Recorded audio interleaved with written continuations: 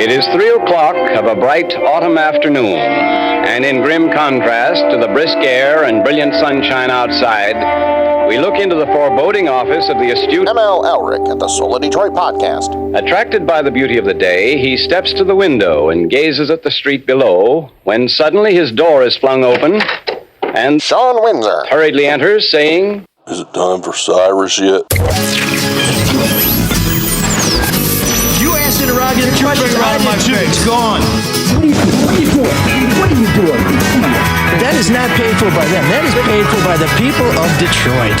You might be qualified, ML. I'm not qualified for this job. Let me tell you something. You want to go right now? Okay? You want to go right now, Al? Mark is back from Monument Valley with a monumental intro. Monument Valley. It wasn't in Monument Valley. Come on, man. There was a valley and there were monuments. No, that's Right? okay. No? Not the... They're close. Sorry, I didn't mean to disrail your... No, I thought that was a great intro. I thought it was a great intro when I sent it in, and somehow Mark was able to make it even better, which is... because they changed the one line? That's the true genius. That's collaboration. That's teamwork. There were a lot of lines thrown out as to what Shawn would say in that scenario, and I think I nailed it. I think you did. That you'd want to know if the show was almost over? You mean right now? Yeah. Yeah. Yeah. No, I want to hear about your haircut. I always love Haircut? What are you talking I always love it about? when you shave the side of your head. I'm still working keep with the tuft. I'm still working with a new barber, and the last time I went there, I think I told you guys about that. This guy, It's the Christmas character. We established that. What's the name? he lives in Jefferson. Well, no, he works in Jefferson Chalmers. And last time I got my hair cut, I went to his house, which is in I'll just say a challenged neighborhood. And his entrance is in the back of the house, which I didn't know when I knocked on the door. And the two young guys who came to the front door said, "No, you got the wrong house." I said, "No, I'm looking for so and so." And they said, "No." And so I went around. Then I said, "No, I'm just here for a haircut." And I went around to the back, and my man was late, so they let me in. And he said, "Everything cool?" I said, "Yeah, I just the guys up front seemed a little concerned. Yeah, they thought you were DEA, Really? so they didn't want to let you in." So And that was before the haircut. now don't you wonder what else is going in there? yeah, no. So like, what do you guys have for sale? So my haircut, I thought he did a good job. It was a little short. And Check out that $200 haircut. And I meant to say this time is like maybe not so short in the back and a little shorter in the front. And I went there Father's Day, and he's a dad, and we're just kind of talking. And before I knew it, there's nothing left. It was too late to say, maybe that's a little too short. But it's going to be 100 degrees today. You have the most boring haircut in the world. Is that Walton Goggins? It is, yeah. Well, I would never question Uncle Baby Billy. So I will try and amend my ways. But They thought you were DEA. they thought I was DEA. He looks a little DEA-ish. Yeah. In what way? White guy. The way he carries it. That was pretty much it. His gait. There was a white guy in Very our porch. determined gait. I was be a playing pickup ball on Jefferson in the early 90s and got the game. Hadn't dribbled, hadn't shot, nothing, no warm-up. And as soon as I got the ball in the few possessions into the game, Kelly Tripucka. they Is that what yelled they out, said? "Watch him, he's got a jump shot." I'm like, actually, no, I don't. You had a little hook, as I recall. Yeah, so they were, making assumptions. Yeah, you could that would have been impose around, your will in the paint. that would have been around the time of White Men Can't Jump. It would have been. So, yeah. Yeah. Or jump shoot. Would have been. It was a very underrated movie. Yeah, I thought it was really good. Love that film. There was just an anniversary thing that I saw with Rosie Perez and They were at some award show. Woody Yeah. and Wesley, and they were talking about it with the director. Was it Ron Shelton who wrote it? And they were talking about how it came together and how much fun it was and all this. It just seemed like it would have been a lot of fun to do that. Yeah, I thought the concept was just absolutely hilarious. It was good, and you don't really hear about great street ball like that anymore. Like I think St. Cecilia's in Detroit may be closed. That was one of the legendary gyms. There was one in New York and one in L.A. And then St. Cecilia's in Detroit was like this legendary gym where people like Howard Isley and I think Jalen Rose and some other people played. My neighbor Candia Milton, who went to a little college in upstate New York on scholarship. He played there with those guys. I mean, that was the place that if you had skills, you would play basketball. And it's in Southwest Detroit. don't know if it's at Holy Redeemer right around there, but I don't think the gym is still open. We got to get Shawn to show up at another pickup game. You think so? Now, yeah, and film it. I think that'd be entertaining. I could barely walk. I think he could still take up a lot of space underneath the basket. Exactly. In the same way that they decommission a battleship to create a natural reef. Thank you. Sorry. Okay. What are we doing today? What's going on? Well, one of us is looking at some fascinating texts, but we are grateful to have Marc back from his trip out west, which he's going to tell us a little bit about shortly. And as we speak, I believe the Detroit City Council may be voting on whether or not to award a big old tax break to Dan Gilbert. This is something that provoked some spirited response from Gilbert's lobbyist, who kind of called me out to my boss, and we responded in print this week. So we'll see where that's going. The city council was having meetings last night with Detroiters trying to explain their positions, which whatever they decide, I think is great, because this thing was going to slide right through until J.C. Rendell of the Free Press announced that a couple of city council members had recommended passage of a $60 million tax break for Dan Gilbert's signature Hudson's project. I saw JC's story. I saw who the council members were who had recommended passage. I knew one of them had taken significant money from Dan Gilbert's PAC.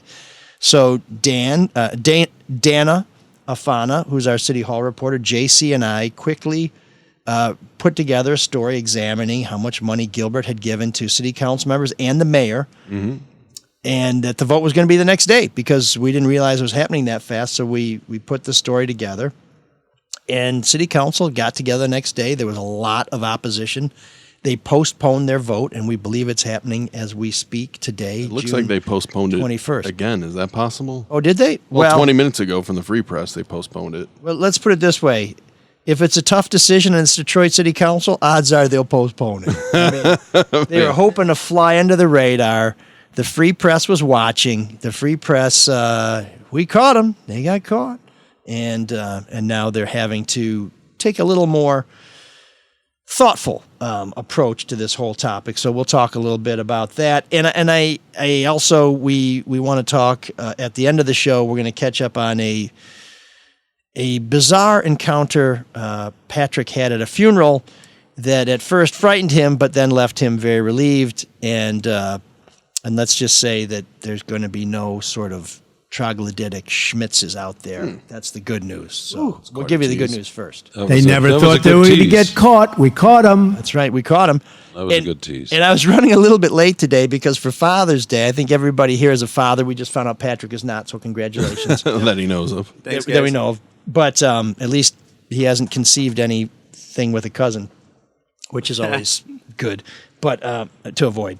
But my Father's Day present from my daughters, which I found out about because they bought it on Amazon through my account. And, so you got the email that was on its way? Yeah, well, there was something with the charges that we can't charge. Well, it was a urn, and we had talked about, we are big dog fans, dog family. Yeah. We had 2 dogs who have died who have nice urns, nice vessels, and the greatest dog of all time, Ajax, is still in a box, and he's been in a box for like 10 years. And my girls have said, "Well, way to remember Ajax by leaving his remains in a box." He's in a very prominent place. Years. Much like later in his life, he was laying around the living room, and he continued. This is almost like an homage. So they said, at some time, they said, would you like to get something? And I said, yeah, great. So now I see for Father's Day, there's this giant urn coming, and the only description of it that I got in the email was large enough for a 200-pound man, which I am a 200-pound man, and I thought, I really hope this is for the dog, and that this is not like a takeout Father's Day, like the insurance is paid up, you're back to work, it looks like the bank has reversed some of those fraud charges. So it's time to take you out, old man. I want to ask your guys' opinion on something. So on my trip west, which I drove with the family, one of the places we stopped at is a national monument called Effigy Mounds.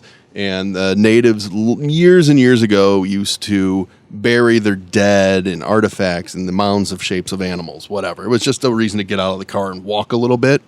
So we took, this hike, and a ranger led it, and he's telling us all this stuff, none of which I retained. except for the fact that apparently when they dug up some of the bones, they were on display around that city. And a guy, when there was a law passed in the 1970s where you had to return remains and everything to the tribes, a guy kept them all in his garage, these remains of, these ancient hill people that lived there.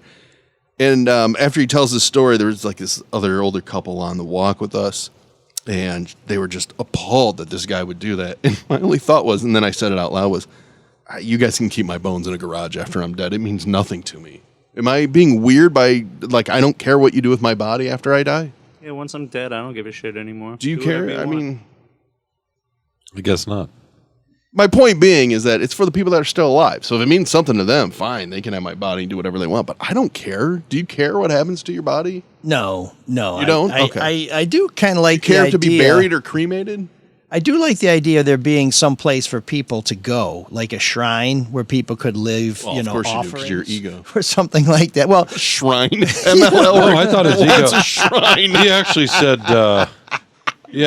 We. Let's stop there. Did you pick up on that, Mark, earlier? that's for people to drop, bags of flaming dog shit and and then ring the shrine. doorbell and run. But You heard that, right? Earlier? What? When he was talking about the free press and the story and and doing the teas and Yeah. Gilbert and all that. He said we instead of I. I thought that was real growth. it was the royal we. Oh. Yeah, Sorry. I mean, Sorry for giving you the benefit of the doubt. yeah. What the hell? He just had a whole day to honor me, Father's Day, and I guess some of you other busters cut in on it. But Sorry. you're welcome. But Do you care if you're cremated or buried, Sean? Does it matter to you at all? I'd probably prefer to be cremated, I guess. Yeah. So I go to see my I don't care, right? You can grandparents put me out with the garbage. where as they far are, as I'm concerned. where their ashes are in a little vault, and it's comforting for me to be able to go there. I don't think they're hanging around there, but I think that kind of thing is nice. But yeah, I mean, Well, if you did the Big Lebowski and just threw Steve Buscemi out of a chock full of nuts can over a cliff, that wouldn't bother me either. No, I'm because not sure I want to end up in John Goodman's face or it's about the living. I hate beard. I hate that adage of this is what he would have wanted or this. It's like no, it's not. It's not about that. They're gone. It's about how you guys want to remember somebody. I just don't care. Taxidermy me so that I can haunt people. That's fine with Wow. me too. I don't care what you do with it. it's kind of dark. Nah, I'm just kidding. I'll get buried so that when I come back to life, I'll still have my body. Well, that's what I originally told my dissolves. wife was just cut me right here, like mid torso, or actually maybe under the penis, and get rid of my legs. Because if they have the technology to bring me back, they'll give me a better body, kind of like Futurama. I'll just be this head. Why would you want to cut? But your legs are your best part. Why do you want to Nixon. lose your legs? Because I'm lazy. Because I don't want to walk around. I don't know. Wow, this planning for the future is brought to you by Luke Nowacki. Oh yeah, sorry. I Whether you know digressed. whether you want to be cremated, or in some cultures they will leave your body out there and then they'll wash the bones. And I think Teresa was telling me that that's kind of in some Greek villages that's what they do. The women will take the bones of the deceased and clean them, and then they're put in some sort of vault. Hey, where cool. it's like Whatever. like a bone room or something. I just think how humans deal with death is very strange. But anyway, Bone you know what's room? not strange? Luke Nowacki's knowledge of the markets. Terrible segue. What is strange is his continued support of the show. We've linked him to more macabre issues than any other sponsor. But He has actually been asked, like, hey, what happens if all the equities in the market goes down to zero? Which, come on, not going to happen. But people have asked him that. And he said, if we face a worldwide geoeconomic calamity like we've never seen before and all our equity investments go down to zero, then we don't have to worry about money anymore. oh, Right? But that's not what's going to happen. If anything, he would maybe encourage people to buy the dip if you can. The market's a little bit up today. yeah, get But in. whatever it is you want to do, make sure you're positioned to take advantage. The market always will go back up. Maybe not as quick as you want it to, but if you're younger, get invested and call Luke. Give Luke at Pinnacle Wealth a ring at 248-663-4748. Discuss all these strategies with what's going on in this crazy environment right now with the mad market and inflation and all those things. Yeah, because whether you're interned or incinerated, Luke will make it all about you, sweetheart. Securities and investment advisory services offered through Royal Alliance Associates Inc. Member FINRA/SIPC. Royal Alliance Associates Inc. is separately owned, and other entities and/or marketing names, products, or services referenced here are independent of Royal Alliance Associates Inc. Yeah. I should say interred because Patrick's interned, but he's still Jesus, alive. that was bad. That was bad. No, there's a difference. There's a difference.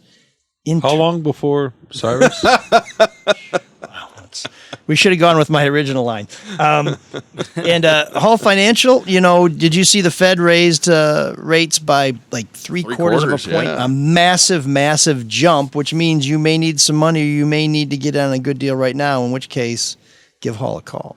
Yeah, call Hall at callhallfirst.com online, or the phone number is, I lost the phone number. Is it 888-CALL-HALL? 866-CALL-HALL. 866-CALL-HALL for David Hall Financial. Because now if you can't refinance or it's not advantageous for you to refinance, not only are mortgage rates going up, so are credit card rates, all those rates, consolidate. If you're paying, 25% on a credit card? Oh, yeah. And multiple credit cards, consolidate it all into one loan with a smaller rate. Callhallfirst.com. Tax deductible, too. Interest on home equity, if you do it that way, tax deductible. Mortgage interest, tax deductible. But honestly, give them a call. They'll get back to you right away, because you never know. There's always a way to do something to save you some money. I'm not just saying that because they're a sponsor, but people are never proactive enough with that stuff. Right, Shawn? Right. Thank you. Got to be proactive. There you go. That's a ringing endorsement. And when you call any of our sponsors, please let them know that you know about them through the show, and you can find links to their websites at our website, which is mlsoulofdetroit@gmail.com. And we also want to encourage you to check out this show. If you're listening to this show, we do a live broadcast, and the replay is available on YouTube channel ML Elric. You can subscribe to the podcast, and when you do that, there's a little bell. You can hit that, and it will let you know whenever we go live or whenever we post some new content. You'll get a notification. Because when we go live is always one of the great mysteries in life. It's generally around 12:30. There we go. We're live and talking about death. But this will make sure that you never miss a show. On the other hand, you may want to miss all the shows, in which case, I don't know why we're even talking about this, but please check out our YouTube channel. We really appreciate your subscriptions. They do help the show tremendously. And the show is brought to you by the Cadre Cafe. We're going to be talking more about some of the great bands coming to the Cadre this week. I was there last night outside in the beer garden. Nice. Great place to hang out. What's that? Why were you squinting? He's not wearing his glasses. Can't You were read. is it because you said you were outside, you were imagining the sun, and it was No, it was in the evening. It was a very like a pleasant trigger? evening. I was just looking back. I was trying to look back into my past at other pleasant experiences, and that was the only one I could come up with. Oh, that's nice. 2 cold beers. Not the birth of your 2 daughters? No, that's so long ago. No one remembers that. There was a lot of screaming and blood back then. I'm glad they're here, but Fair enough. I'm not sure I want to see some of what I saw there again. It was kind of change your whole perspective on certain things. But we're glad to have Mark back because... Are you? Yes. Oh, okay. You know, I thought you guys did fine Patrick without did me. the sponsor reads last week. I thought he did a pretty good job. You guys are fine without me. No. But it's nice to be... No, nice you're to much be, more... No, you're fine without me, but we're not fine without you. Okay. It's a good thing sometimes I listen because Shawn could not remember how to encourage our supporters to donate. Push a button. Yeah, and so he said, "Give us money, y'all." That was it. Yeah. Push a button, right? But no means. Point the mouse. Do we even have mouses anymore? I guess not. What? We got all kinds of things. We got touchpads, we got styluses, we got mouses, we got wireless mouses. I have a wireless mouse, but it's probably dated. This portion of ML Soul of Detroit brought to you by no one whatsoever. The 90s. Oh. And there's a good reason for that. But so where were you, Mark? We heard that you were going to Mount Rushmore, and Yeah, then that was I found the final out that destination. you looked at some bones. You know, we actually have burial mounds in Michigan. I think there's some at Fort Wayne. Yes, there's native people in Michigan did bury themselves in mounds. Okay, so you're telling me my trip was a waste of gasoline? We probably should have discussed it before you You guys left. seen the price of gas lately? No. Yeah, no. just kidding. I don't want to talk about that. I don't want to think about that. No, but I've never really driven west. I don't think a lot of people here drive west. We either go south because it's warmer, or we go east because there's people and more stuff to do.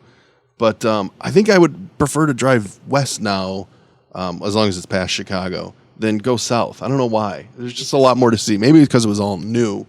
But we had the plan to really check out any kind of roadside attraction, kind of kitschy Americana type stuff, like the giant, Jolly Green Giant. Why? I don't know. 60-foot statue of him. Why not?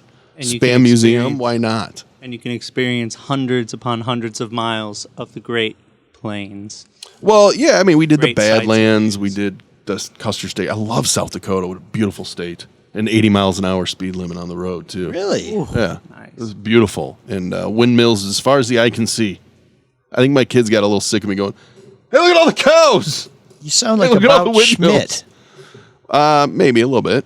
I think, didn't he go see, I think he did. Didn't Jack Nicholson see the big Jolly Green Giant? Did he in that? I thought he did. That's an underrated. The plan was to break it up. Did you see Kathy Bates? No. In a hot tub? Thank God. No. There's a burial mound right there. No, but I mean, there's really not much. I know a lot of people say Mount Rushmore is overrated because there's just not much to do there. You just look at these faces and rock that were formed and, go, ooh, neat. From the glaciers. Yeah, Drew actually thought they were, when he was a kid, like 5 or 6, thought they were formed naturally, which I love the idea of what kids thought were real when they were younger. May I ask you a question? Yeah. Was Elric's bust up there? It should be. They're working on it. They're waiting till I'm dead so they can use my actual bones. Oh, okay. And bone structure. They said that they just need a way to anchor the skull up there since it's pretty much the right size. There's not much exciting to say about the trip. It was a great time. Hold on, I want to go back. Get an idea of how big and massive and diverse this country is when you go that way, because you're driving for damn near 18 hours and you're still really only 3/4 of the way through the country. So what's worse, doing these podcasts or having 2 children in the back of the car for 18 hours? Doing this podcast. Kids are fine. And who goes to the bathroom more often in 18 hours? Your daughters or me? Or a certain member of the 4-year-old does. But okay. We have a little portable potty. She can go in the car while we're driving. Yeah. Yeah, because she has a smaller bladder than everybody else. Boy, I wish we knew about those when we were doing the surveillances at Fox 2. Didn't you have that when you were a kid? I remember my family, my mom had a jar for us to pee in. We never went that far. I think we'd go up north. We didn't have any dough, so we might hit like Pigeon Hills outside of Pentwater and stay on the coast of Lake Michigan. I think the furthest we ever went might have been the Lexington, Kentucky for the caves. That was a big trip. Oh, yeah. Louisville. Mammoth Caves. Louisville. Yeah, yeah. Mm-hmm. I always used a Pringles can, not a jar. Oh, God. Wouldn't that just Pringles break down? Gross. Yeah, I'd fill that up in no time. I need to get some electrical tape on those seals. A lot of like Minnesota and Wisconsin is a lot like up north at Michigan, so there's no real reason I don't think to go that way. Just stay in the state, go 4 or 5 hours north.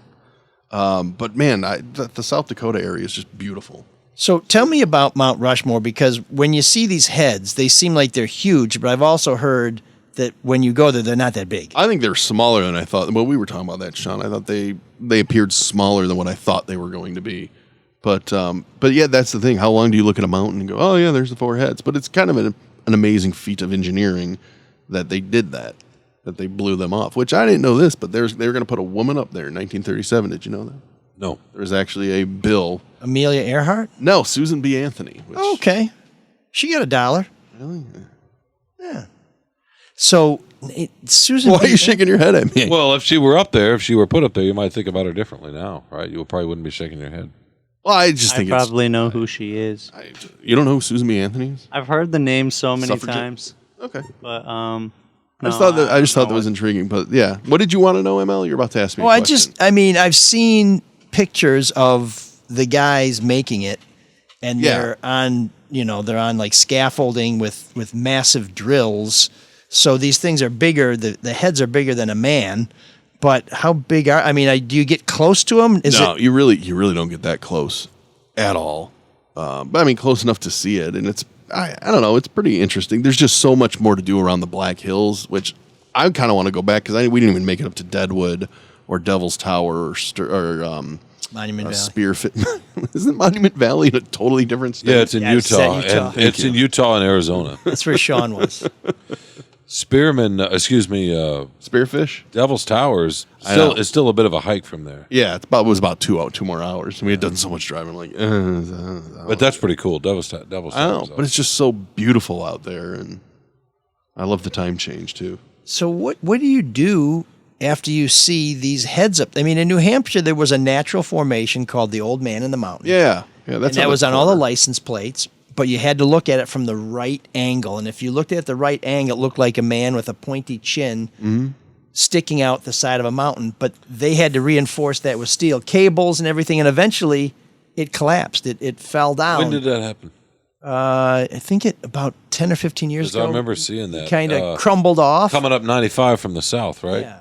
But it's in the North Country. But I mean, you see it from a distance, and you're like, "Hey, there's the old man in the mountain," and then you're kind of like, "All right," and then away you go. But then you go it's get not your that lobster roll. far from population. Whereas, it seems to me Mount Rushmore, you got to drive a long way to say, there's those four dudes. But that's why I was saying there's a lot more. If you like hiking or doing walks, there's just a lot of that in the Black Hills. And there's a lot of things. You've been to Gatlinburg, right? No. Have you ever been to Gatlinburg by the Smoky Mountains? Kind of similar to that because there's a lot of the attractions. Attractions. I would say tourist traps. So they're with the kids. So how long did you actually look at the four white dudes up there? Oh, we spent a good amount of time there. Just walk around there. Kind of like in here. Pretty much, yeah. Is there an interpretive center? Who's the leader, though? Mike would be the leader, I guess. Of what? Of the dudes in here, the Mount Rushmore in here. The four rockheads. Yeah. Boy, you'd be the leader. That's damning. Would you be Jefferson or Washington? Would you be Lincoln? Lincoln because of the way he sleeps. And probably not. Who else is there? Roosevelt. Teddy Roosevelt. Probably not Roosevelt. Although no, he did go bust up companies, so maybe you're Roosevelt. I don't know. And Mark's Washington because he's the general. I'm afraid to associate myself with any historical figure because we find out there's some shit on all of them now. Exactly. Yeah. I'm just like, can I be associated with like future guy who doesn't have anything to worry about because turned out he didn't spit on a sidewalk or pick his nose or anything like that? Yeah. Not that what these guys are being accused. I think the good that those four guys did highly outweighs any of the bad stuff. But people love pointing out the bad stuff. No? Well, I think it's just a matter of giving people a fuller picture of who they are. Sure. Because they're human beings. They're not gods. Even though they have their faces carved out on a giant mountain. Yeah, like the dudes on Easter Island. That's kind of different. I don't know. Not much to say. What do they point out? What do you mean? What do they like? Oh, like how they do it, and little thing how it's supposed to be fully done, and there's supposed to be you've seen National Treasure, haven't you, with Nicolas Cage? Like how there's supposed to be that vault in there. Just I see now that I'm talking about it. No. You were talking about pointing out about a couple of the founding fathers, right? Oh, well, Washington and Jefferson both owned slaves. And Jefferson, no, for sure. But Jefferson knocked up a slave when he was 46, 47 years old, and she was 14. Yeah, and so now his only descendants are African American. But no, disowning them and stuff like that. No, for sure. But I just wondered if there were other things you've heard pointed out. You say people like to point it out. Well, now we learn. I mean, I didn't know that Lincoln was so terrible. That's been a new thing in the past couple of years, that how evil he was to Native Americans. But I'm like, isn't that kind of everybody in this country back then? How about the idea that they say, hey, here's a document, we're all free, but no, these people aren't, and women can't really take part in all this. Yeah, sometimes. Sure. We don't. Hey, but that was the 80s. Yeah. The 1780s. I mean, sometimes that's the thing, right? That's sure, of course, it's ridiculous. That's kind of the but thing. that was then, and they were way ahead of their time then. When I pictured them writing the Declaration and the Constitution, I just imagined that Jefferson wrote "All men are created equal," and then they all looked at each other and were like, "Yeah, you know what we mean." They didn't even think about that. Right, and even then it was only all men who own land are created. Yeah, exactly. Yeah, and you better be a white dude. Yeah. So now, so I don't want to defend any of that, but when people want to say, well, why didn't you do more? I'm going to speak specifically of Lincoln. I can see Lincoln coming back from the grave and saying, okay, so maybe I shouldn't have preserved the Union. I didn't really stick my neck out there and get shot in the head. That's not enough for you people. What else I got to do here to get on a nickel? I guess that's Jefferson, but Lincoln couldn't really do much other stuff. He was president during an entire war. Like he preserved the Union. Yeah, Texas wants to secede right now.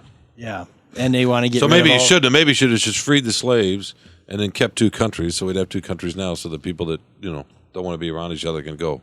Yeah, they can do that anyway. There could be an argument made. It's getting harder. It's better that we're all one country. Yeah, there could be an argument. Maybe just say like, you guys want to go? All right, see you. Good luck. But that's what I meant about driving out there. I mean, South Dakota's a very red state, right? Oh, damn. You're not kidding. But you don't think about that when you're talking to the people there that live there. It's just, you get away from all that day-to-day bullshit that is on Twitter and Facebook, and you actually talk to people and meet them. Makes a huge difference. Right. Yeah, because there's a lot more. It's such a platitude, but there's a lot more that brings us together than separates us. I try to write that. Doesn't sell, but I do try no, to because write nobody wants that, because now you're in the world of now it's all online and the screen is not real, so it's all about arguing in your own identity. But not long ago, those were blue states, because that was where Tom Daschle, the Senate Majority Leader of the Democrats, came from, South Dakota. Who cares? George McGovern came from South Dakota. Byron Dorgan and Kent Conrad. It was a union state, right? They were both Democratic senators from North. I don't know if they were in the union. But my point is, you don't think about that stuff when you're living your life. The meatpacking plant, right? There were unions up in that state, right? Yeah. Well, and there are not that many people up there, so it wouldn't take a whole lot. Yeah. Well, I mean, it's just a place that we consider now blood red was blue not that long ago. Those meat processing plants owned by the Chinese, like Smithfield. Oh, really? Oh, yeah. Well, I was telling Shawn before, we were in Sioux Falls, an amazing city, very beautiful. Really? Yeah, it's gorgeous. I mean, my problem is they're all way too small. Like, I love living in a big city where you have tons of stuff to do. But they have a really nice, park in downtown. I think it's just Falls Park. And after a while, you start going, what's that smell? And if you go up in this tower that they have there to overlook it, and you look the other way, it's a giant Smithfield plant where they're processing pork, owned by the Chinese. Didn't you go to the Spam Museum too? Yeah. Spam? What? Tell us. What was there to tell about the Spam Museum? It was fun. You don't like Spam? No, but I'm just. What do you got against Spam? I'm just trying to think. What is it about? Did you? Was it on the way, it was right or was by it a big I-90? Okay, that's why it was right next to I-90. So you didn't say, "Hey, you know what? Let's stay an extra day to go to the Spam Museum." When you drive for that long and you're looking around and thinking of stuff, it's like, wow, all this Americana stuff's pretty fucking cool. And I just think you forget about that. Other people will forget about that when you're sitting around. Are you rolling your eyes? Did you just roll your eyes at me or no? No. Oh, I thought you were. No, he's thinking. I completely agree. Yeah. It's just a matter of getting more out people need to get out and do stuff. And it's just the damn price of gas. And talk to each other. Yeah. Sure. Yeah. So what's the difference between the very first can of Spam and a can that I would find on the shelf this afternoon? Is this a joke? Is this a premise to a joke? No. I'm just curious because it doesn't seem like a product that's ever changed. The difference is I'm not going to eat the first can of Spam. I'll eat it. It never seems to go bad. I never had Spam until it was in the museum. How was it? It's fine. It's just ham, it's right? It's fat and salt and a little bit of sugar. Yeah. Yeah. It's pork butt and It just ham. looks gross. I Yeah, don't think it's it disgusting. tastes bad at all. So. Yeah. No, it's fine. Okay. But the museum was fun. The kids liked it. I ate it for a week in Belize and Guatemala once. And? I finally escaped. Were you imprisoned?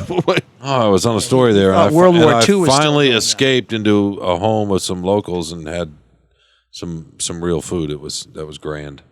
Okay. Man, I was down there writing about a bunch of missionaries, and they brought Spam, lots of it. Yeah, it's not bad. No. Instead of eating the local foods, which always baffled me. But there's an island in the South Pacific called Bird Shit Island. It's called Nauru, and it was a friend of mine who was in the Peace Corps in the Solomon Islands told me about it. It really is mainly consists of bird shit because it was a patch of land sticking out in the ocean where birds would stop as they were migrating. And when they would stop, they would shit there, and the land mass built up. Yep. It's almost all phosphorus, which is a valuable mineral. Guano. Yeah, so people would mine it, and the native people there were basically rooked and told, always some British guys or somebody said, we'll manage this, we'll sell this for you, we'll take the proceeds and invest it in things. So Nauru, which is like Nowheresville, had its own airline. It has this skyscraper in Melbourne, Australia, and there's all this money. But because of the way that they've mined this island for the phosphorus that comes from the bird shit, it's basically ensured that very few native plants and creatures will survive. So the solution of these investors, these caretakers, was to ship as much Spam as they possibly could to the native people. So now they have a cardiovascular issues? Yeah, they have hypertension, diabetes, high blood pressure, diabetes, obesity, and So that's my spam story. Spam That was a downer. ruined Birdshit Island. That was a real downer. No, but that's kind of the history of the world. Yeah, well, but humans ruin everything. Yeah, and Going to a place and I'm sure, unlike Luke Nowacki, those management fees for that wealth were pretty significant. Like Sigourney Weaver said in Aliens, at least you don't see them fucking each over for a profit. For a profit. Yep, exactly. Yeah. Well, on that lighthearted note, why don't we talk a little bit about this deal Let's do it. with the city of Detroit and Dan Gilbert. So I wrote, as we talked about on last week's show, along with JC and Dana, that city council members took sizable contributions, and as did Mayor Duggan, from Dan Gilbert and from Dan Gilbert Political Action Committee, and then not too long after recommended that the city provide a $60 million tax break for this project. Now, whether it's a good deal or not, I'd have to look at the particulars a lot more closely. But after we wrote this, which is just, it's just information. It is what it is, and people can take a look at it and decide whether they're comfortable with this relationship.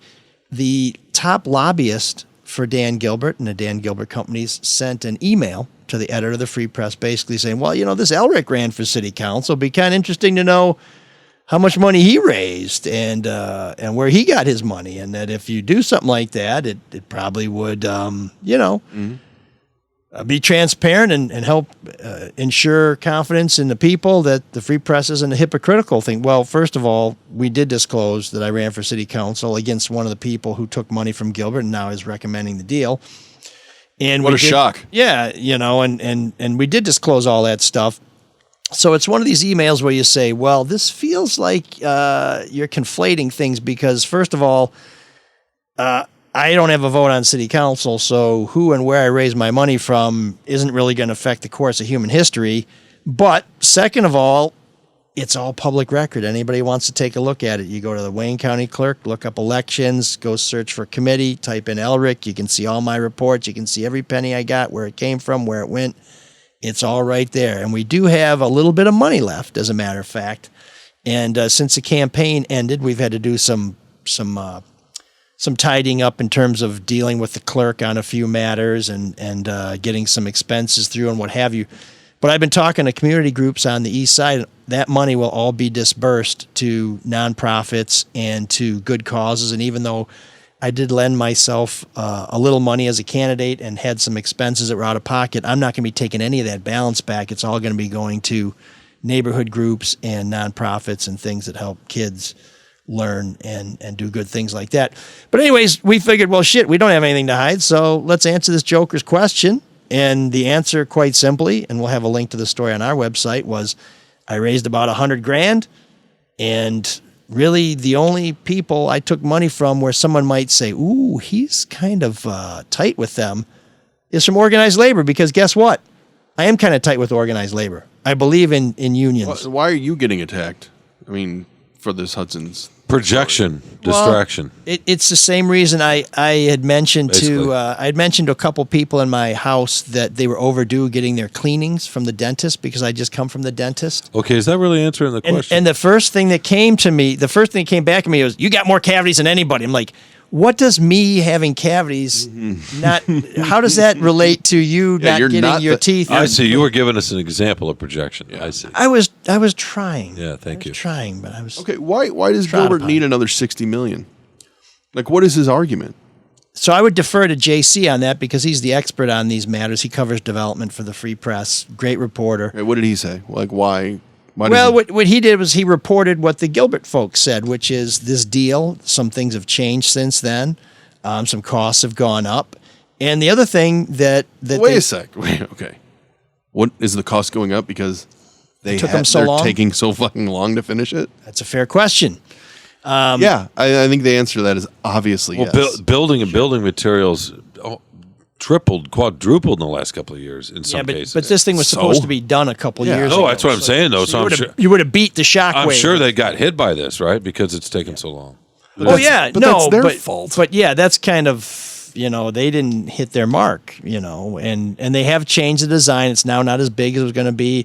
Yeah. And one of the other things that this lobbyist told JC was that was that this was something they had always planned to ask for, and that these incentives, these enticements, these abatements are kind of phased in so that they asked for a bunch at the beginning, but they were supposed to come back for more later on in the process. And this was that stage in the process where they had to ask for it. Now, I don't know whether that's true. I don't know the history of this project. But if that's so, well, let's hear people on city council tell us that. But the one question I had, and JC and I were on the call with the lobbyists, the one question I had at the end of our interview was, what do you do if you don't get the incentives? Do you stop building? Yeah. I mean, you kind of past the point of no return. And he said, well, I'm just confident that this is going to be approved because it's the right thing. So I guess really? I guess we'll see. You played the "it's the right thing" card. On the merits, it'll be approved on the merits. And some city council members did tell us, and the mayor said through his spokesman, that we will vote on this on the merits rather than on who gave us. You know what, though? I almost don't even blame Dan Gilbert, because if you know you can get that money and the city council is going to approve it, why wouldn't you ask for it? Oh, I mean, I think it's ridiculous that Mikel Cabrera is making as much money as he's making, but if he can get it, then shame on the people who gave it to him. I know a lot of people really just don't like Gilbert and don't like the Illiches because of a lot of the breaks they get, but I kind of I understand why they do it. What drives me up a wall is, you know, they always have these nice renderings of what it's going to look like, and this is what Foxtown's going to look like, and everyone gets excited, and then they don't fulfill that promise, and there's no way to claw back any of the tax money that was giving them a break from the city council. Like, it's just like, hey, we got it. Let's just do what we want now. Now this is an issue that I talked about a lot as a candidate, saying when developers don't do what they say they're going to do, and we do what we said we're going to do, then we claw some stuff back, and you know. One of the council members, kind of stole that little device during the campaign, and I haven't heard it since the election, so that's kind of interesting. But the point of this column that I wrote on Sunday, and we'll have a link on our website, was not so much to disclose everything where I raise my money, and again, take a look. You can see you got questions, send me an email, I'll answer them for you. But it was just kind of to address the notion of, you don't have to take all the money that people offer you. And generally, and I think I would say almost in every case, right, yeah. When you take money from someone as a candidate, it's usually because you're on the same page with them, or you expect to be on the same page with them, or they expect you to be on the same page with them. And maybe you pull an okey doke and say, well, thanks for the donation, I'm going to do whatever the hell I wanted to do. Yeah, I don't think that happens. Next time, then. No. Yeah, I don't think that happens very often. But this whole notion of when somebody is a major donor to a campaign, yeah, and maybe I'm just out to lunch on this, but in my experience covering politics and in my brief experience as a candidate, if somebody gives you a donation, you're cool with them. And if you're not cool with them, you shouldn't take the money. And the column talked about how there were some people I wasn't cool with, and I didn't take their money. Theoretically. Including, by the way, Dan Gilbert, his lobbyists and executives with Rock, Bedrock, Quick, and all those people. I never asked them to support my campaign. That's why you didn't win. No. You're too ethical. Let's get to that in a second. I didn't ask any of the big downtown developers to support me because I knew their deals were going to come before city council, and I didn't want people to say, oh, shit, there you go. Here's a return on their investment. But so now other people say, well, that's why you lost, because you didn't raise enough money. I think it's part of it. As I said a minute ago, we raised more money than we spent. Yeah. We actually raised, now maybe we needed to raise $1 million to win, and that's where we screwed up. I don't know. But we raised the money and spent the money that we thought we needed to win. We did not win. We got the shit kicked out of us. And that may just be that the candidate was not any good, and I'm willing to accept that. But it may be that the issues weren't any good. I think you had a lot of things working against you. But perhaps. Knowing you, if you would have taken money, and then, hey, you're a man of your word, so that you'd be kind of fucked, right? Because if you took money from one of these guys, and we all know what the game is. It's a quid pro quo to get things through. Yeah, and I don't want to pretend that I know everybody who donated to my campaign. When I went back over my campaign finance reports, I saw a guy who listed himself as toilet paper manufacturer, gave me $75. I don't remember that guy, and I would have remembered a toilet paper manufacturer just because it would have been something funny to talk about. But that's what's so maddening. These elected officials are supposed to be doing what's best for their constituents, but we all know that's not how it works. Politicians often make decisions based on what's best for them, which is why we have absolutely no movement on gun control, which is why we have people pretending that the 2020 election was stolen when it absolutely was not, when there's been virtually no evidence to support that. And when there has been evidence presented about shenanigans in the elections, it was shenanigans pulled by people who said they supported the guy who says that the election was stolen from him. So, I mean, people are raising money off of this crap. It's just, listen, one of the problems we have with our political system is it is so reliant on money. Money, period, yeah. But I think one of the ways that we can cure this problem is just to say, I take money from people who I agree with. I take money from people I support and who support me and who I'm going to continue to support, not I took a shitload of jack from somebody and, oh man, I don't know. It doesn't really make any difference to me. That just on the face of it seems to be ludicrous.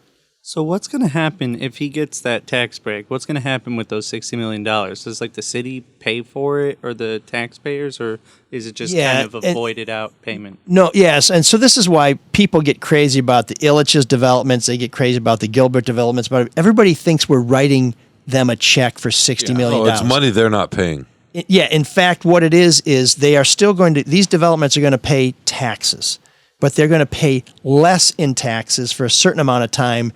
And the savings in taxes the developer is using to help finance the deal or make it profitable for the developer. These things are done all over the country. Yeah. They're done all over. Chicago rebuilt itself. I think everybody with these tax understands finance districts and stuff. I think we accept the idea of incentives to get things done, to have things built. I think what drives people nuts is when you don't fucking do what you said you were going to do. Like next to Little Caesars Arena. And now you're coming back, well, in Hudson's too, and now you're coming back and asking for more. And it's like, okay, are you ever going to finish this thing? What is it going to look like? And it's just, you feel like you're being lied to. Well, that's the thing, is something is oversold. And now the one thing I would say is if it's not generating the taxes, they're not getting the break yet. So it's kind of tied together. But one of the arguments that people make in support of these projects and these incentives, which I think is a very compelling argument, is, okay, we're not going to do anything, and you can get 100% of the taxes you're getting now, which is next to nothing. Or we can do something, and you'll generate some serious tax revenue, just not as much as you would get if we didn't get the break. And at some point, we won't get the break anymore, and so you get this geyser of tax money. I mean, these incentives can be legitimate. They can spur deals. The problem is, it just are really we just giving them out to any? I mean, my thing with elected officials, I don't know how much scrutiny they put into these things. I don't see a lot of scholars. I would guess very, very little. Speaking of scrutiny, what's the Geek of the Week? Oh, okay. So that's one vote for $60 million from Shawn.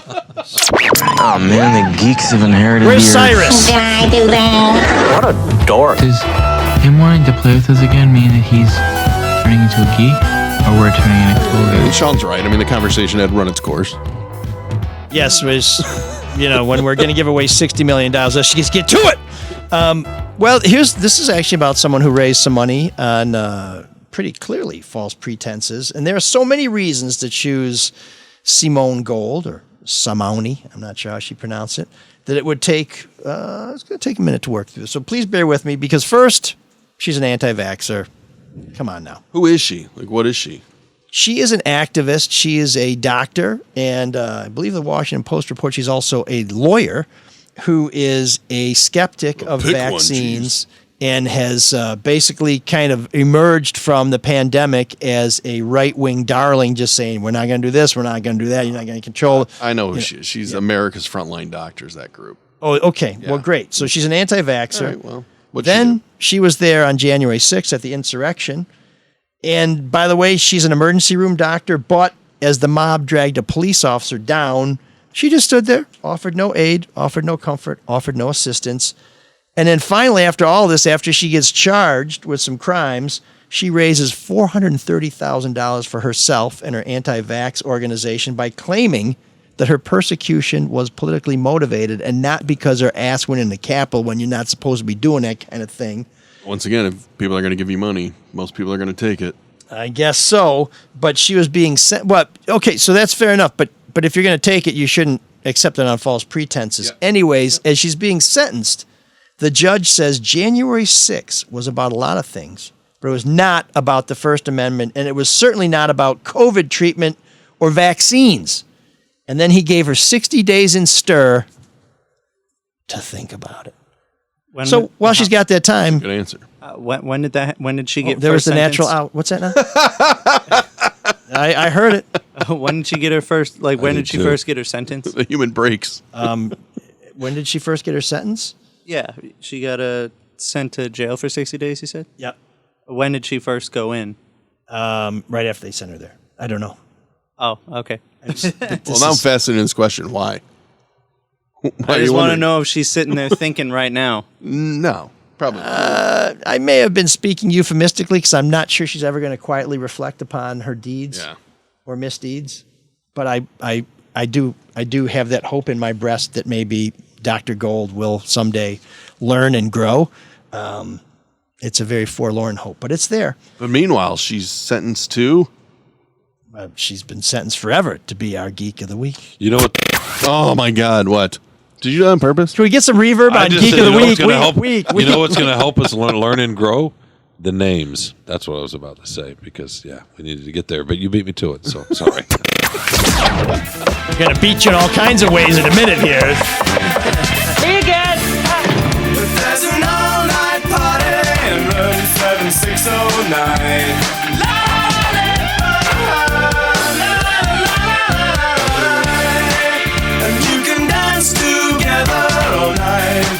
Got the time.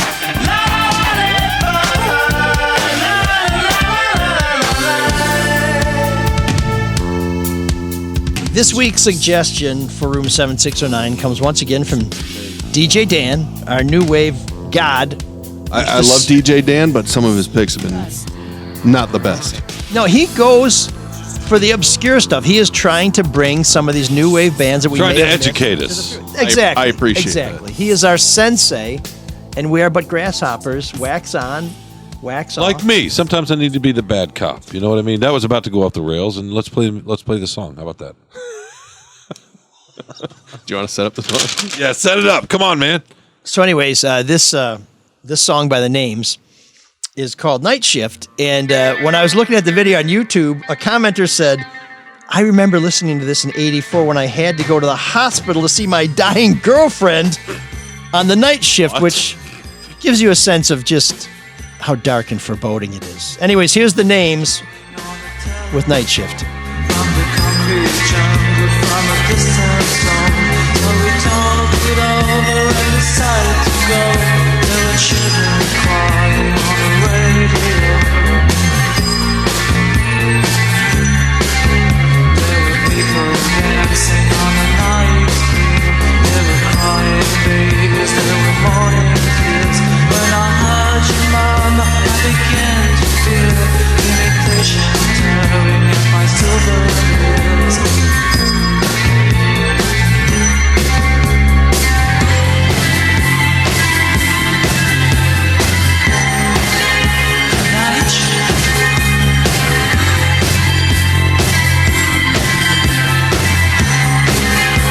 Night shift.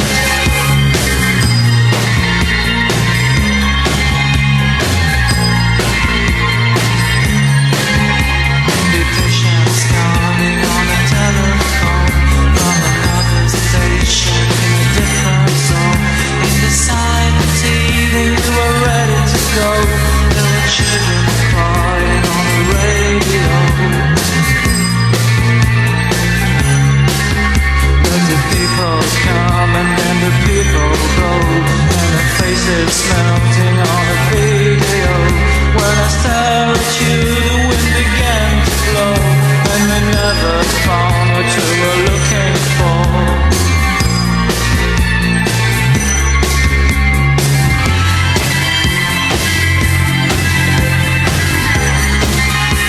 Night shift.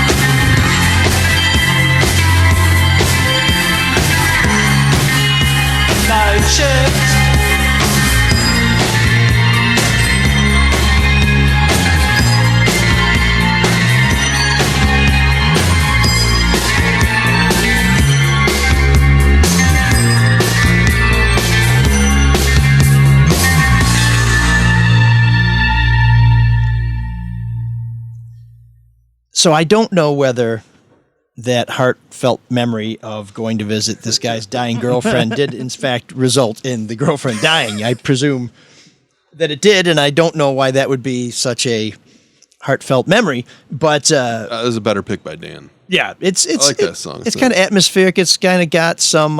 It's got a little sort of Joy Division-y. It's not as dark as Bauhaus. I've heard some folks say it just kind of no. Okay. Well, I've heard that too. I heard a wind chime. There's no darkness there with a wind chime. Sorry. We know Shawn. A storm's coming. One of his real concerns about our new wave segment is that it needs to be more diverse. This is Belgian new wave. Right. Oh, thank you. So. Thank you. So that's really. We're going to dip the fries in mayonnaise instead of ketchup. Yeah, that's great diversity. Red and white. You don't like? Why are you talking bad about French fries and mayonnaise? You're thinking of Amsterdam now. No. That's Belgian. But I actually grew up eating that at combo in Germany. But I think it spread from Belgian. Anyway. Well, thank God that you're cutting all the irrelevant information out of this show. I mean, we're really taking all the. Who is this band? I've never even heard of this band. So should I have heard of this band? No, because they weren't around for very long. But they were one of the first bands signed to Factory, which was the huge, massive, groundbreaking label that signed groups like Joy Division, New Order. I think they had James kind of later on. And they also owned the Hacienda, which was the big new wave club in Manchester. This was the place to be. This was the label to be on. That was the club to go to. Have you been to that club? It's been torn down. It no longer let me phrase it. exists. Have you been to the site of that club? Like, have you ever done a new wave tour? I think you would get off. Oh God, yeah, I could do Manchester. I could do the Salford Lads Club. I could do. I don't know what that is, but yeah. That's one so of the. Do you like the names or no?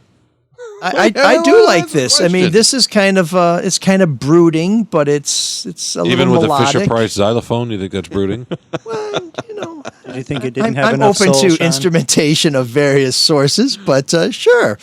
I mean, there's a song called by a band called Poi Dog Pondering where they have one of those little mouth harps, and I remember them. It's pretty. I haven't heard that name in. It's pretty silly, but I decades. like that. You know what I'm talking about? Good memory. Yeah. Good memory. My girlfriend says my life is like oatmeal, oatmeal, oatmeal, day after day. But that's why we're not doing Poi Dog Pondering on this show. But yeah, no, I think it's a good band, and Do you smell frozen pizza, by the way? Yeah, I think Drew's cooking. Okay. It may mean you're having a stroke. Are you hungry? Not necessarily, but it smells specifically like frozen pizza. Okay, well, if Simone Gold is free from prison, would you get over here? What would you smell Stat. if you were having a stroke? If I was having a stroke, Metal? No, there's a lot of answers that come to mind, none of which are appropriate. So I'm just, You have a lot lot of terrible jokes, but that was a home run. yeah. So we're just gonna move on. Like but the Dave Kingman of jokes. that's right. The All or nothing. Exactly. Or the Mickey Tettleton. oh, Mickey. You like the Kingman reference? Come on, man. Yeah. I was trying to keep it local. Yeah, Oh, 50 yeah, home wait, runs, who's and he still irrelevant? hit like 218 or 198. We had like several of those guys at one point, right? Yeah, Oh, tell hell me By why. we, I mean the area, not the Pete Deere. Incaviglia. Rob Deere. Pete Incaviglia. Love Even Pete Cecil Fielder for stretches was Yeah. all or nothing. Joey Put up a lot of Gallo's RBIs, doing that though. now too. Joey Gallo is a Did really not good steal many example. bases. No. Who? Incaviglia? No, Cecil Fielder. But Rob Deere and Mickey Tettleton, those two combined, right? Great, man. Mm-hmm. They'd be great now. They were It's ahead either of the home runs or curve. Yeah. Although they didn't draw many walks, but okay, we're getting off. Sorry. Yeah. Let's get back. Once again, What's the Shawn next is segment? keeping us laser focused People love talking 90s baseball. What are you talking about? in 90s music. Yeah, and Goes together. and frozen pizza. Goes together like creatine and Barry Bonds' head. Or no, was that Clear in the call. was that Let me Stop guy while you're from the ahead. Cardinals, Can I ask you Maguire. guys a serious question real quickly? Speaking This of is not 90s going to be a baseball. serious question. No, it is That was serious. Maguire. Yes. Andro, creatine. Oh, Exactly. Andrew, when you first got news of that, because that was so magical, right? That summer, Mm-hmm. when you first got news that he was doing that, and there was Andrew, what did you guys feel or think? Did it matter one way or the other? No, never mattered to me. It bothered me because I lived in Chicago at the time, and so I was pulling for Sosa. Okay. But I always wondered how he got to be that big. It made the game a lot better. He was huge. It was fun. Yeah. Yeah, steroid era made baseball like super exciting again. I'm very pro performance enhancing drugs. Yeah, I'm not sure It's Ken entertainment. Caminiti would Baseball agree. needs I was just curious. The late Ken Caminiti. No, I was disappointed, and I of course, my perspective was colored by being a reporter because he immediately attacked the reporter who said, "Hey, Mark, what's that in your locker?" and tried to turn it into nosy reporters looking. Dude, it's on over your shoulder, sitting on a shelf, and it just said freakish growth shit. And he's like, "Yeah, it's no big deal." I didn't mean to be so glib about it because it was a fucking rule they had in the game and they violated it. So yeah, that part sucked. But man, that was fun to watch. It was pretty amazing. I like when my musicians use performance enhancing drugs too. But it did change because Bonds then did it however many years later, and that wasn't near as fun for people. No, partly because Bonds of is his an asshole. personality. Yeah. I mean, Bonds that was is also because the greatest player ever. in my opinion. They thought he was juicing. So Well, and the thing is, he was doing it on his own, whereas with Sosa and McGuire, it was like a race. It was like, for sure. It was like who's gonna complete the Transcontinental Railroad first. If you remember, Ken Griffey was also in that race for the first 3 months, and then he dropped off and was the sucker who only had like 55 home runs. Yeah. And I don't think there's been any suggestions that he was using enhancements. No, I think if he never got injured, he would have hit 1,000 home runs. I'm sure of it. Okay. Well, you heard it here first. Yeah. I can't prove you that you're wrong. So That's right. So I remember that summer. other than that, he didn't. Like when I he went was to also probably the hospital to best see player my dying among girlfriend. all of them. Yeah, I would agree with that. Oh, yeah, all around, all around Yeah. player. God, I loved his swing. Was Prettiest so good. swing of all time. Just beautiful. Yeah. You haven't seen Johnny Walkenfuss then. Okay, I didn't mean to. I just wanted some People simple love the answers. 90s Sorry. baseball. How do we What are you donate? talking about? Oh, yeah. Well, we want to thank Bryant, who is a generous donor to this show. He sent another sizable donations with specific instructions to share that dough with Colleen and Patrick for carrying on in Mark's absence and finding a way to engage Shawn early and often in the show. So, for their heroic efforts on behalf of our audience and this show, we will be parceling that money out judiciously to young Kalina and Padawan Patrick. Sweet. William sent us a sawbuck and praise for the WGPR episode. If you haven't heard that one, it talks about Detroit's first black television station, some of the behind-the-scenes things, including behind the scenes at the scene, Detroit's great dance show. And William says that show took me back to my days working at Watts Club Mozambique, one of the big dance clubs in Detroit back in the day. Shawn already told us earlier how to donate, but Mark, I'm wondering how your notes line up with his notes. Let's see. The same way, mlsolodetroit.com. There's a little donate button. And you hit the button. So Shawn said hit the button. Mark told you where to go to find the button. Do what Shawn says. We want you to do that. And I am working on the Venmo option, I swear. I'm currently still dealing with the bank because now somebody is trying to use our Soul of Detroit ATM card to make unauthorized purchases. Yes, so the plot thickens in the bank fraud. So that's a plot for another week. Check your balances every day. We would appreciate if you would subscribe to the show. We talk to you about YouTube. You go right on there. You hate this show. I love this show. Hit the bell. What? It's easy. Ooh, what? I love this show. Share the show. Oh, yeah. Rate the show. Comment on the show. By the way, with these algorithms, it helps if you comment on the show and reshare the show and all that other good stuff. So let us know what you're thinking. And I got to share with you some feedback. Sophia writes, did you notice the new Toady Gatekeeper editor at the Detroit News printed a PR-planted piece about the Hudson's deal? Don't blame Dan. Dan needs this. Blame Detroit. Now, she's referring to Chad Livengood, who's a very good journalist, doing an interview with the lobbyist who called me out, basically saying, it's not that we need the tax break, it's just that the tax rates in Detroit are so high, higher than every place else, that we just need this to level the playing field. Again, J.C. Rendell from the Free Press would know about that. I don't know about all that.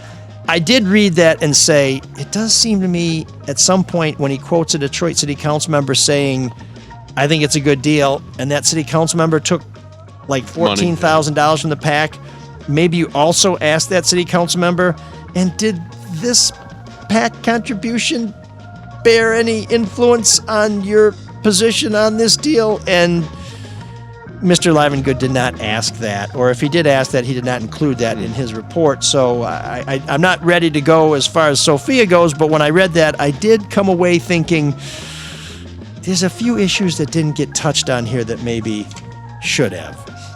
And as we mentioned earlier in the show, we get to Gabby, who says, Dear Mark, ML, and Shawn, tying in with the music theme of your Tuesday pod, and I'm guessing your extensive treks to Pine Knob over the years, can you comment on Sunday Freep's long history of the amphitheater? Her only issue with it was allegedly built using mob money, or as a front for mob money. The founder literally sued the Detroit News in federal court over their late 1970s four-part series detailing his and the music venue's deep mafia ties. The lawsuit went all the way to the Michigan Supreme Court. I had no idea. I read that whole article. It was an interesting article about the making of Pine Knob, but I remember thinking in the article, why don't they build this so fast? Because they had to get it open for that summer series. They built it in the winter and spring. So I was intrigued by it. Did you dig into it? You know, I did not read the original article, but I did go back and read some of the Supreme Court case, and I think we're going to try and get Mike Wendland, who used to be at Channel 4, and before that, well, actually he was at the Free Press as our technology columnist. Then before that, he was at the Detroit News as their investigative reporter, and before that, he was at the Detroit News, where among the topics that he investigated was the disappearance of Jimmy Hoffa. I'd love to get him on this show to talk a little bit more about that, because he and another reporter wrote a four-part series, as Gabby references, suggesting that there's a mob tie between Pine Knob and the folks who developed it. Now, they never said there was, and the people who developed it acknowledged that because of some of the ways the deal came together, and they also said because one of the owners has a Sicilian, that it created this aura or this sense that the mob was somehow involved in the deal. Well, not to mention early 70s in the Detroit area. Yeah, I mean, there was a lot of stuff going around back then, and they were sued, and in the end, the Detroit News prevailed. But it's a fascinating case, and I think we're gonna try and get Mike on to talk about that, because it's a crazy tale. A couple people were killed, and they explored whether or not that was linked to the creation of Pine Knob. But it's one of these things where you look back and you kind of forget about sometimes how the sausage may or may not have been made. Wow. But again, we're not saying the mob was involved. We're just saying the Detroit News wrote about that, raised the question, and got their asses sued off, and it went all the way to the Supreme Court. Look at all the great times we've all had at Pine Knob. So, yeah, you know, I've frozen my ass off at Pine Knob before, and I've gotten drowned at Pine Knob before, but I have seen some really good shows there, too. What do too. you mean you froze? Oh, I think, I'm trying to think. It was cold. I think I went to see the Scorpions there, and that's a place where if you're not bundled up, you are going to freeze. And that was before they'd rent everything to you, from blankets to lawn chairs to you name it, you know. And I don't think they sold sweatshirts and parkas. It was just you got a T-shirt, and that was it. When I think of Pine Knob, I think of sweating my ass off just because it's always summer. Well, I mean, they start the season early, and they run kind of late. I think it's like baseball, so yeah. And when it rains there, oh my God, I don't know how that place just doesn't turn into like a big. Let's just upgrade and move under the shed. Big, kind of expensive. So. Yeah, I will say the older I want to hear you whine about it. The older I get, I keep getting these cheap ass lawn seats, and I keep thinking, boy, I wish I was closer to see the band. When are you going to splurge on anything? What is the last thing you splurged on? I'm saving up for that right size urn. No, seriously, like what was the last? Because you don't think you splurge on anything. We do. Usually trips. You. Yeah, on trips, stuff like that. Yeah, on trips. And we're going to go see. I think when you go on a vacation, you still are very cost aware. I'm not throwing money away, but I don't go all the way to Ireland, for example, and say, wow, I would like to get a pint in that pub, but I could save $5, so maybe we'll just stare at the front door. I mean, there's nothing better than vacation spending. It doesn't matter about vacation. It doesn't count until the next month. No, the only problem with a trip like that is you get to the airport and you're like, I got $100 in my pocket. I'm going to buy some shit with this $100 because I came here to spend every penny I brought, and then you end up with, I don't know, like a Beanie Baby with a sombrero. I mean, who the hell needed that? You're not I don't think you're terribly materialistic. What was the last non-vacation thing that you spent money on, like splurged on? Your haircut. No, you didn't splurge on that. Well, I just lost. By looking at it. I just lost in an online auction for a 1985 Buick Riviera. Seriously? Yeah. I was bidding on it, and I saw it was a good deal. It was in decent shape. It was a good deal, though. That's not a splurge. A splurge is I don't give a fuck what the price is. But I don't need a 1985 Buick Riviera. That's a splurge. And the other bidder I noticed was a car dealer from the Middle East, and I thought, these folks are going to bid as much as it costs to get this car. So then I just started driving up the bidding, hoping that I wouldn't end up getting stuck with it at the end. I almost bought one of those. Stereotype. Not an 85, it was an 81 or 82. Still a beautiful car. Ended up with a Accord instead, 79, Bastion in the back, 4-speed. I would say as much as the block blew up when I was sneaking out to see my girlfriend, but that's another story. As much as I hate to say this, the Accord was probably better built. Those Buick Rivieras, the styling was gorgeous, but the engineering was a little tricky. It was problematic. I had an 84 when I lived in New Hampshire, and that car was. At one point, I could only get it to go into gear if I did a neutral drop while going down the highway. Nice. Very, very scary. Right? Nice. But, so 1985 Buick. Didn't get it, but I'm looking for another one. If you got one, give me a call. You just said you don't need it, though. Well, you asked me what I was going to splurge on. I'm willing to splurge on this. So what was the last thing you actually splurged on? Not that you bid on, but you actually got for yourself. I just bought 5 tickets to the Michigan State Washington Huskies football game in Seattle, and now there you go. Now that I'm buying plane tickets, I'm realizing that this is going to be a real splurge. Just drive it. It is. The cost of plane tickets are insane, and we're buying them 3 months early. By Spirit, it's crazy. $700-800. I think if we're lucky. Well, the problem with Spirit is they cancel your flight when you say, well, put me on the next flight. Like, Spirit, no. I'd rather walk than take Spirit again. They're like, we'll give you your money back. I'm like, I don't think I can get to Seattle right now for $80. Yeah, forget Spirit. That airline is... That's cool, though. Beautiful stadium. I flew Spirit for spring break, and the actual Airbnb cost and both my plane tickets, I actually spent more than I did on that on just booze in the first 2 days. Oof. That's how cheap those flights were. I think it was $50 for a round trip to Fort Lauderdale and back. The last time I took Spirit, they added a stop after I had bought a non-stop ticket. I'm not joking. We landed. I'm like, what the hell are we doing here in Atlantic City? Yeah. Like, this is the connection flight. You just stay on the plane. I said, well, that's not non-stop, because if we're stopped and the plane's not in the air, I'd like to get off. Yeah, no. That's such a fucking weasel move, man. That's not cool. I'll never fly them again. And I've gotten stuck with them when you buy like Expedia and you buy, that's a good deal, and you find out, the return trip is on Expedia. Like, wait a minute, I thought I was flying Delta or United or whatever. But I was at a counter one time. These two women were told, we canceled your tickets or your flights or whatever. And they said, well, put us on another flight on another airline. And they said, we don't do that. And they said, well, put us on the next flight. We can't get you out for like 4 days. And they said, well, then put us up in a hotel. And they said, we don't do that. But we will refund the $88 you paid to fly to Orlando. And you can use that $88 to get a hotel room for multiple days, to buy a ticket that probably cost you $1,000 on any other airline, or you can just suck it. And after seeing that, I'm like, I will never voluntarily fly Spirit. Does any industry treat customers worse than airlines? That's the whole reason you fly Spirit. It's like you sacrifice all the things that you would normally just consider to be things that you are paying for in exchange for just paying jack shit. Or flying just be Spirit is grateful rewarding bad behavior. You're in a fucking chair 7 miles up at 560 miles an hour, and you're all good when you get down. Not to mention the seats. That's what I think about. Yeah, landing. What are the other program notes, by the way? We're going to ask about Carlos and Shawn, but it's going to be a fairly contentious podcast. Well, we sort of suggested we would talk about Patrick's brush with incest. I'm not sure that. Why do you have to say it like that? Well, that's kind of how you told us that you were at a funeral and you saw a tease. A woman that you thought was really hot, and then you thought, oh my God, was that my cousin? That seems like a very broad way to explain that. But I was at my cousin Fred's open casket for his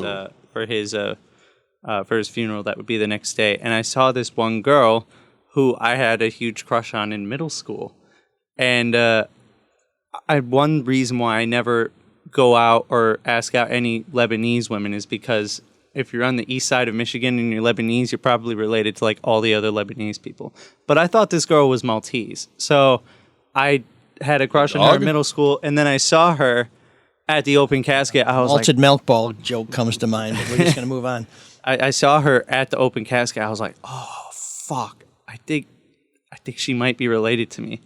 And this is like super embarrassing. So I started running around just asking everybody like, how do they know her? Or is she related to us? And it turned out that she's just a family friend of the Metries. But I was freaking out for about 30 minutes. But you were freaking out without ever having engaged with her in any way. And you're doing this with an open casket. Well, I didn't go near the casket. The caskets always freak me out. But yeah, no. I mean, when I was in middle school, I was really, really shy. If I had a crush on a girl, I would do like the opposite of what most men would do, which is, they talk to her all the time, stuff like that. I would just like stay as far away as possible, not say anything. Like I was so shy. I was like, I can't ruin anything if I don't say anything. So at the risk of prolonging this, you were very relieved to realize that a woman you hadn't even spoken to was not related to you because you would not have some sort of... I feel like the look of attraction would be bad enough if she was possibly related to me. Like the feeling of attraction. So even if it was when I was 13. Ask her out now? Do you know that she's definitely not a blood relative? No, I was still all freaked out from that scare. No, but that just gave you the freedom to keep being attracted to her from a distance, right? And that's okay, I guess. Yeah, I guess so. I mean, she's not as attractive now, but I still recognize her.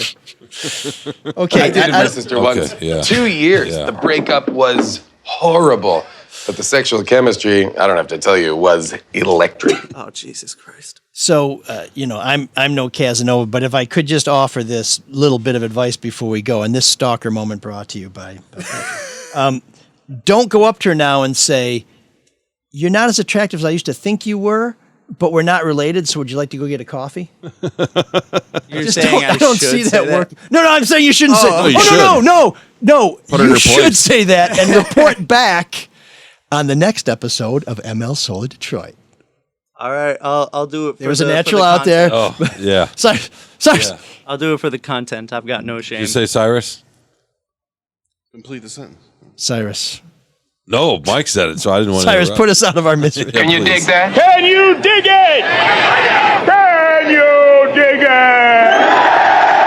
Now, for the first time, more and more people are getting the quick, effective relief they've always wanted from upset stomach, gas, heartburn, and Shawn Windsor. and other symptoms of acid indigestion. And the thing that's giving them this long-sought relief is a wonderful preparation called The Soul of Detroit.